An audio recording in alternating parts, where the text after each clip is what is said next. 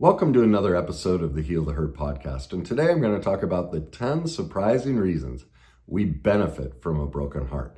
Now, 3 of these you're going to notice are incredibly empowering, and they propel us forward and give us an opportunity to find the love and relationship that we deserve, or the mending of the heart, whatever the situation was that broke our heart.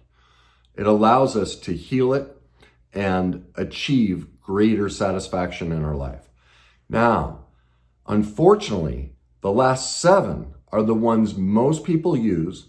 They're disempowering. There's benefit in it, but they're all self-sabotaging. And yet these are the ones that most of society uses. So this is going to be very interesting. Hang in and listen to those 7. For many people, you're going to recognize yourself and you're going to become aware of, my gosh, I had no idea that I used those 7. And so this will give you an opportunity to gain the awareness and change that, so that you can stop experiencing the broken heart. And that's what we're all after, right? Finding love and peace and security. So let's start with the first 3 that are empowering. The first one is, for many people, it spurs them to actually seek help. And when we seek help, when we seek guidance, what do we gain? A deeper self-awareness. We recognize things in ourselves that we just couldn't see. It's very normal. It's very hard for all of us to see ourselves authentically. We're too close to it. We're too emotionally invested, and we can't quite see every aspect of ourselves. So having an outside reference allows us to investigate parts of ourselves that we couldn't see. And so to demonstrate this point, I'm going to give you examples from clients of mine. And what came to my mind were in this first step, this first benefit, was a woman named Autumn. Autumn came to me after repeated breakups and really attracting narcissists. And she'd suffered from horrific anxiety, had been going on for 40 years, a lot of troubles in childhood in the home, alcoholic mother, a lot of codependence, a lot of abuse. And what she was unaware of, that she learned in this process, was that her anxiety was born in childhood. See, many people don't know that, doctors won't tell you this, but anxiety is caused by previous trauma that's never been healed. And so you're sitting there watching TV and all of a sudden you get heart palpitations or whatever it may be. Well, it doesn't fit what's going on. You're relaxed watching TV. Well, that's your body sending you a signal. Wait a minute, you have pain from your past you've never dealt with. Well, because Autumn, because of the broken heart, started to learn about narcissism, learned about the effects of childhood, learned about where anxiety really comes from. It's been over a year now. She's had, for the longest she had ever gone in 40 years without an anxiety attack was 4 days. It's been over a year. She's only had 1. That's it, 1. She was being overlooked in her job. She was underperforming, couldn't speak, because every time she'd stand up to try and give a presentation, all of that anxiety, all of that trauma would come up. Well, she just spoke in front of Congress. She's been elevated in her position. See, she wasn't aware that that anxiety was also creating her attraction to people like this and showing up in her life. So when she got a new awareness, new skills and tools, by dealing with that anxiety, she's now in a wonderful relationship with somebody who's pursuing growth. A narcissist won't. So that's one of the benefits that comes from a broken heart. It forces us to go get help and gain more self-awareness. Dave came to me because his marriage was falling apart. He was trying to find out if he should get a divorce. Well, what Dave was completely unaware of is he didn't know what verbal abuse was. He had no idea that he was married to someone who was extremely verbally abusive. And many people don't realize what are the dynamics of it. Whenever we tell somebody what they should think, feel, or do, and if we do it especially in a demeaning way, but when we are trying to tell somebody, you need to think this way, you need to feel this way, you need to do these things, that's abusive by nature. It's controlling. And then many times there's belittling aspects in it. Well, Dave had no idea that he had been married to someone who was verbally abusive. As he told me how she would communicate, he was pursuing a new career, and how she'd belittle him and condemn him and tell him what he should think, feel, and do all the time. Dave was completely unaware of that. Well, once he got the awareness and I was able to give him tools to start standing up for himself and protect himself, well, the marriage, she was unaware. She didn't know. She had been raised in a very domineering way.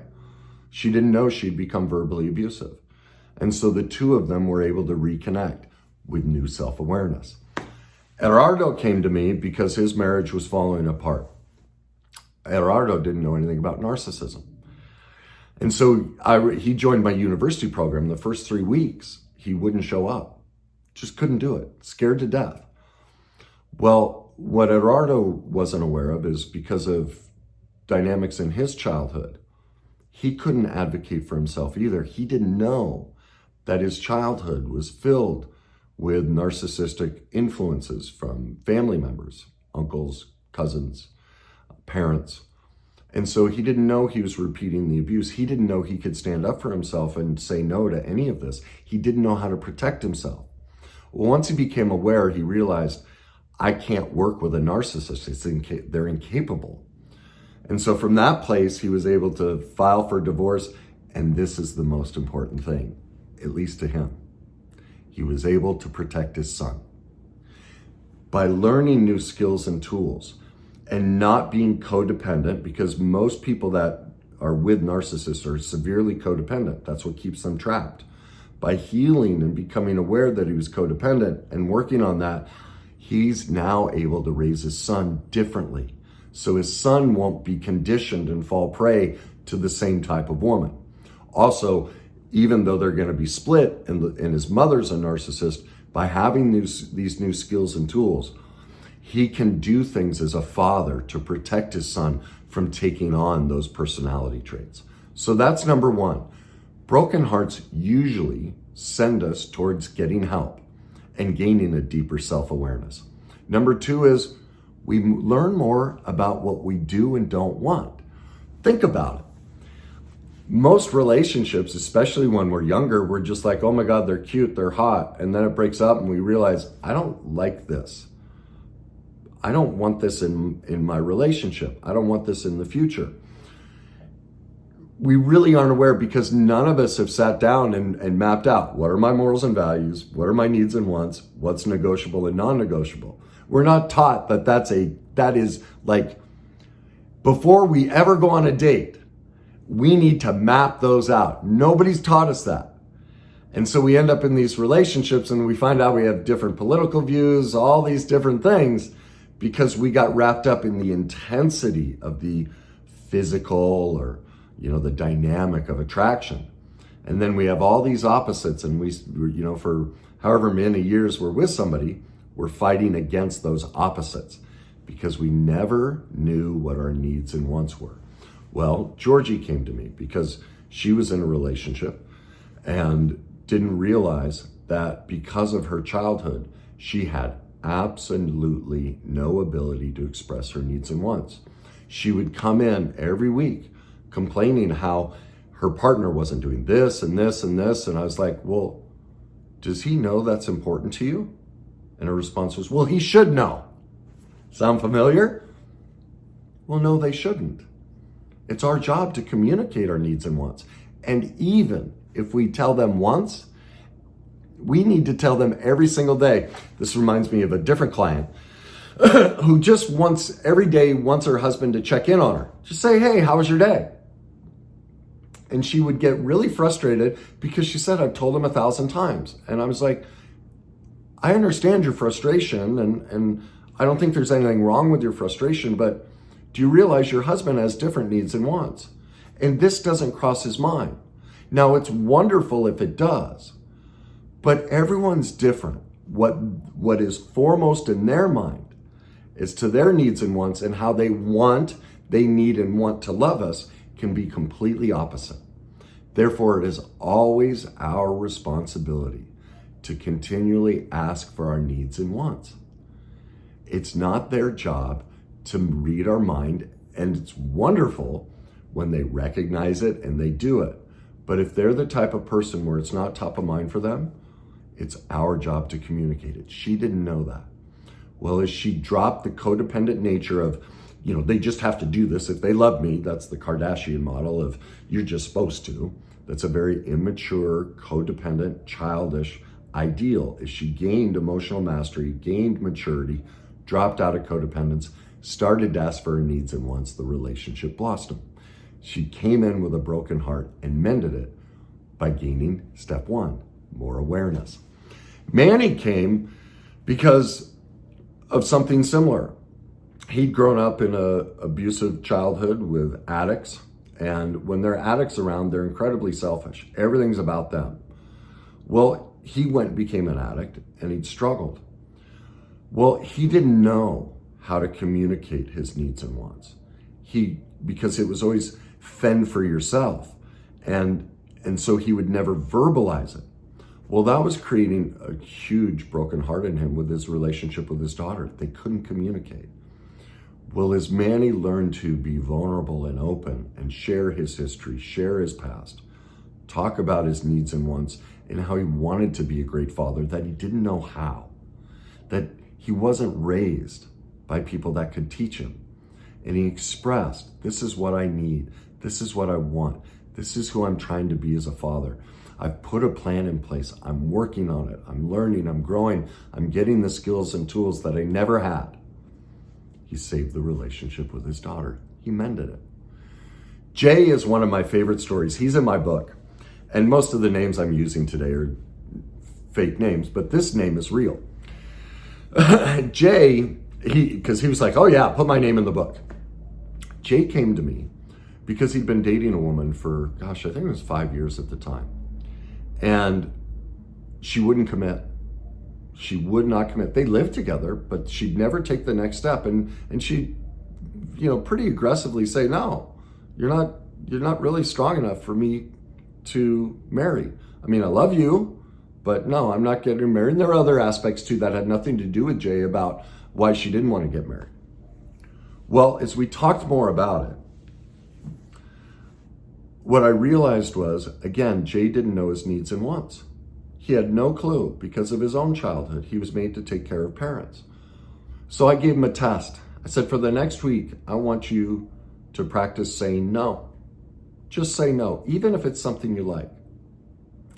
Well, I will never forget when he came in the next week and he told me a story of how he and his girlfriend went out to dinner and his steak arrived.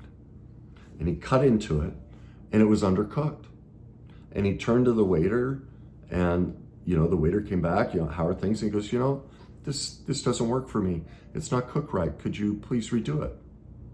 And he said, you should have seen my girlfriend. She's like, what are you doing? Like almost angry. What are you doing? And he's like, what do you mean? She goes, what are you doing? He said, well, I sent my steak back. Why? Because it wasn't cooked right. And she goes, yeah, but you never do that. You just put up with anything. What are you doing? And he said, it doesn't fit my needs and wants. I'm not okay with it, so I'm sending it back. And he said, she just pulled back and just like turned at him like this, like stared at him, like couldn't figure him out.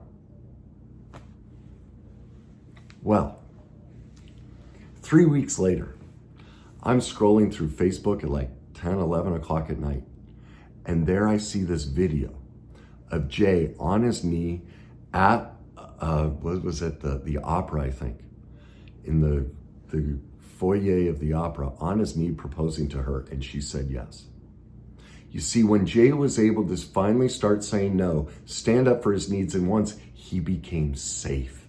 He became powerful. He became sexy as hell. A woman doesn't need a man who's a bully and a tyrant. She needs a man who's filled with purpose, who sticks to and can stand up and go, look, I disagree with you, but this is what works for me. Boundaries are love. Boundaries are safety. When Jay learned his needs and wants and learned how to say no, he was able to mend the relationship and mend the broken heart. Number 3, This is one of the biggest things that people are unaware, and one of the ways they protect themselves and benefit from a broken heart is they seek out help. They go to number one, and then they end up realizing that their childhood is where all of this started. And so they do the work to heal their wounds. That's the benefit, because it's our wounds from childhood that have us picking people where we end up with a broken heart. Science shows that overwhelmingly. My book proves it. I talk about the worst day cycle. Everybody, if you keep breaking your heart, you're just repeating your pain from your childhood. That's it. Nothing else. It's not about them. It's about pain from your past that's not been dealt with. I could put you in a room with 20,000 people.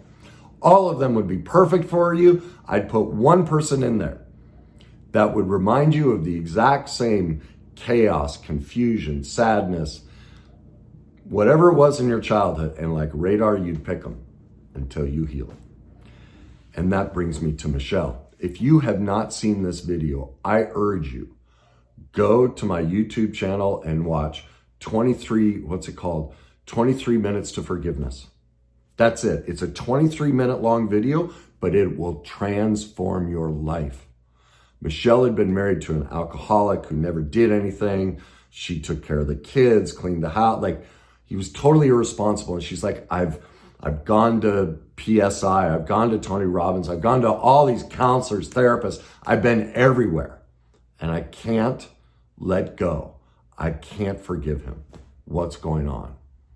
Well, as I helped her see, she had never forgiven herself for how she had taken care of her mother as a child.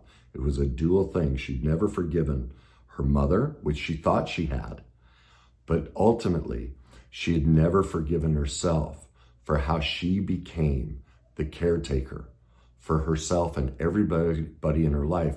And so she was self-sabotaging by always being the righteous, dutiful little girl.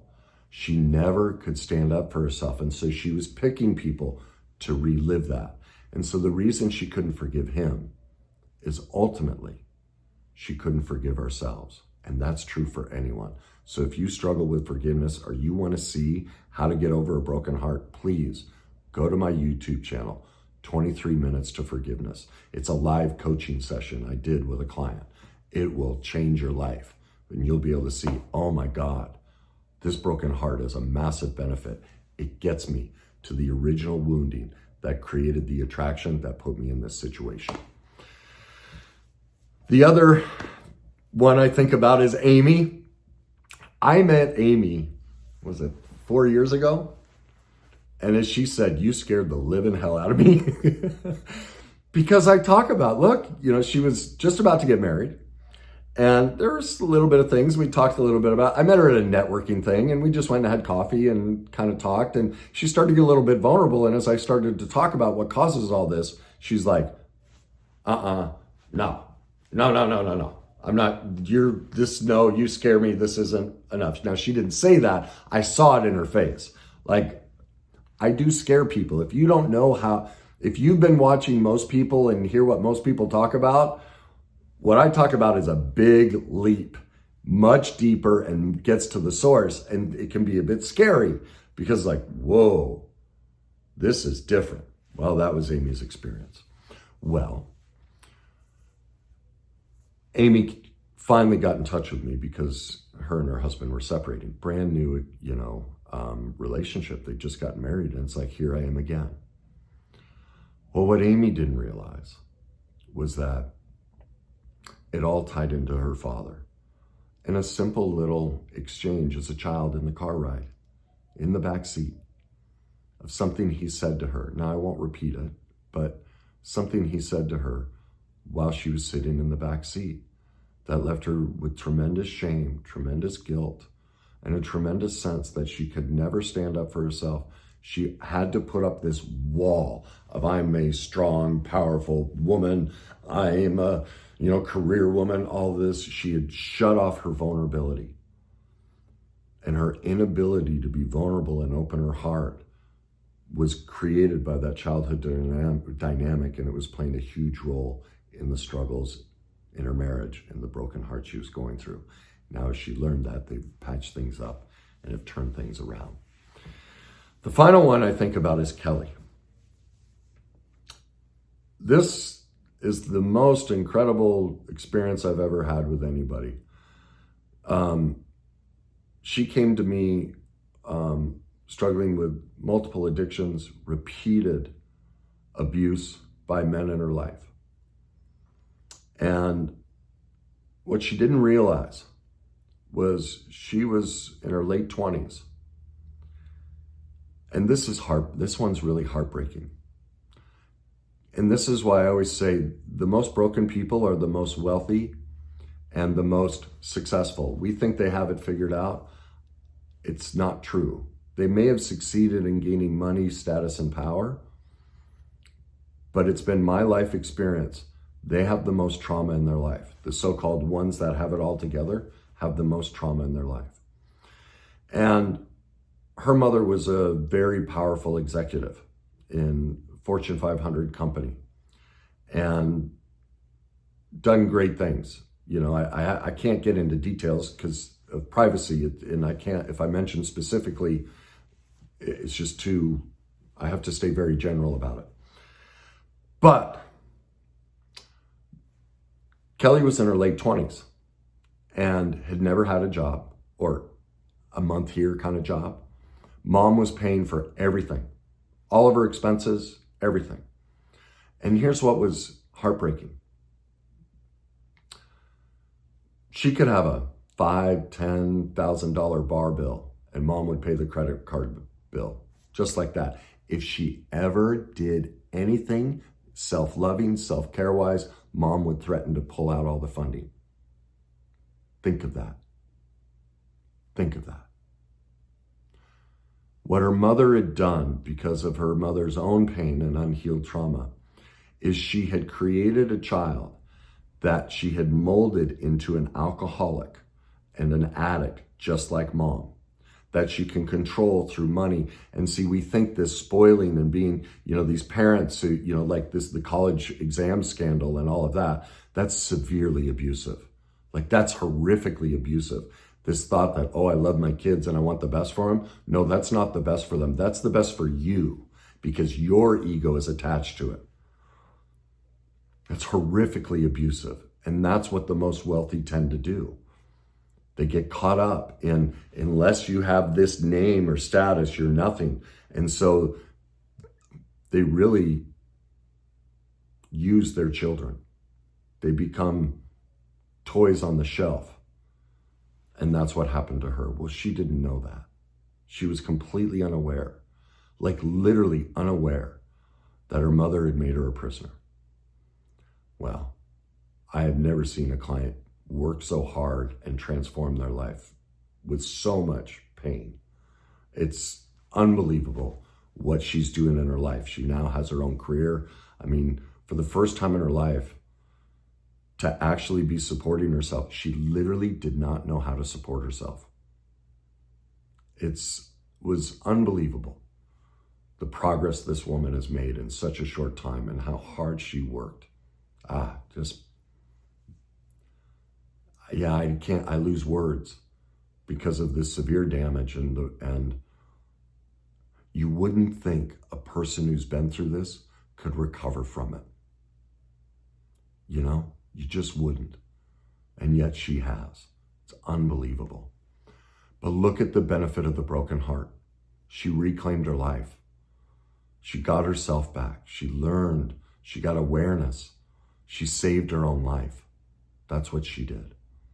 Now, those are the three main benefits that enrich our lives. Now I'm going to get to the 7. This is what most people use, and they're disempowering. All right? Most people benefit from a broken heart by getting attention. Think about it. What do most people do? They start telling their friends, they post on social media, all this. And so all of a sudden you get 300 people going, oh my God, you poor thing.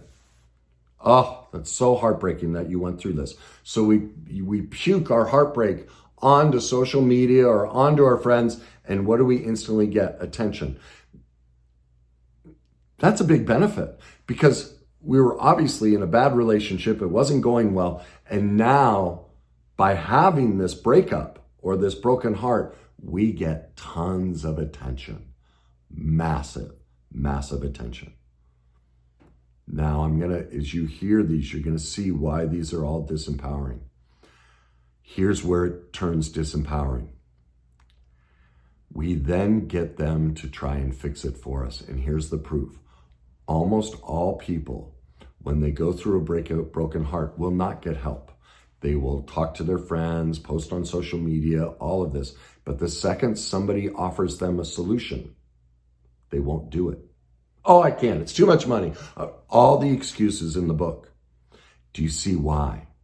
If they actually went and fixed it and healed it, do you see what they'd lose? Attention. Plus, their friend or these random people on Facebook want to fix it for them. They'd have to do it themselves. Well, wait a minute, this person cares more about the problem than I do.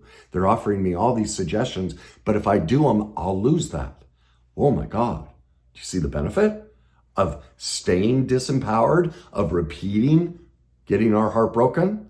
Now, a lot of people won't admit to this, but if we haven't gone and gotten help and become an expert, that's what we're doing.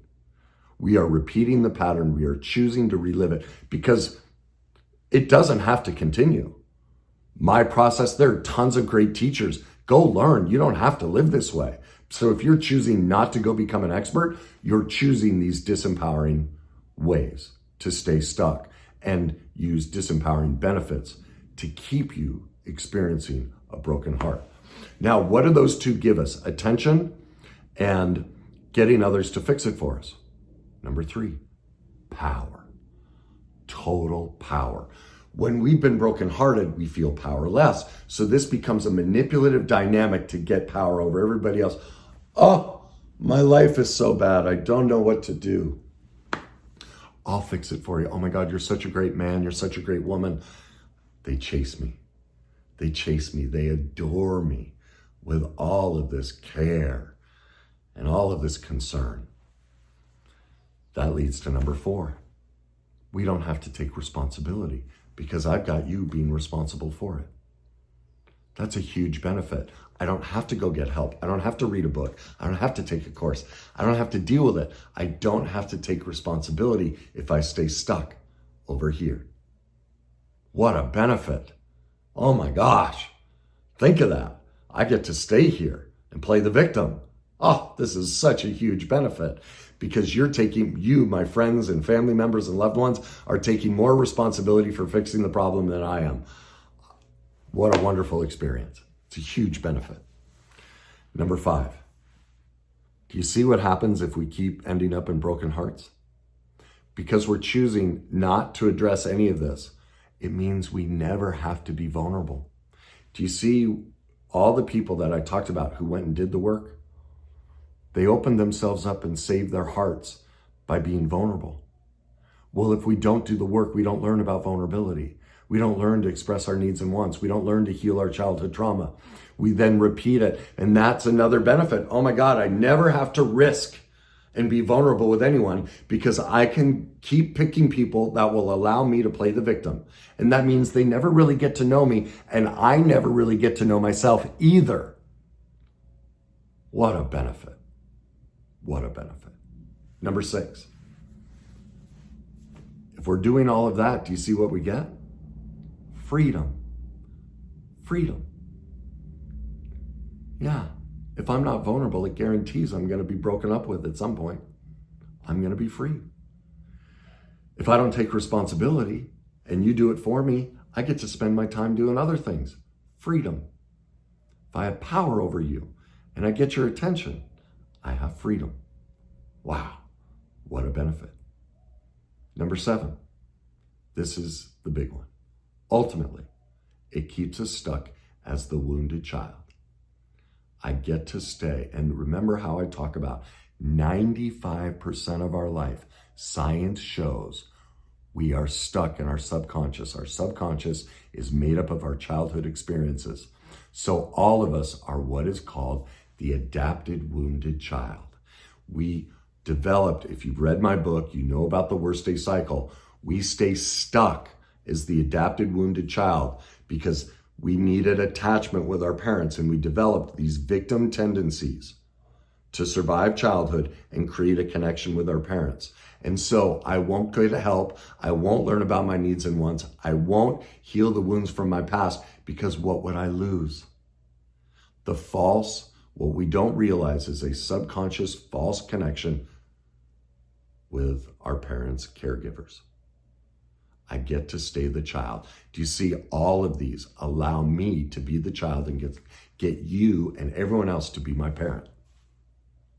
It works. What a benefit. Now the question is, why do we do this? Because most people hearing this are going to feel really offended and go, I don't do that. Well, my goal isn't to offend you or hurt you. You don't know. We're only really 50 years into the deep exploration of psychology and actually talking about it as a society. Our culture refuses.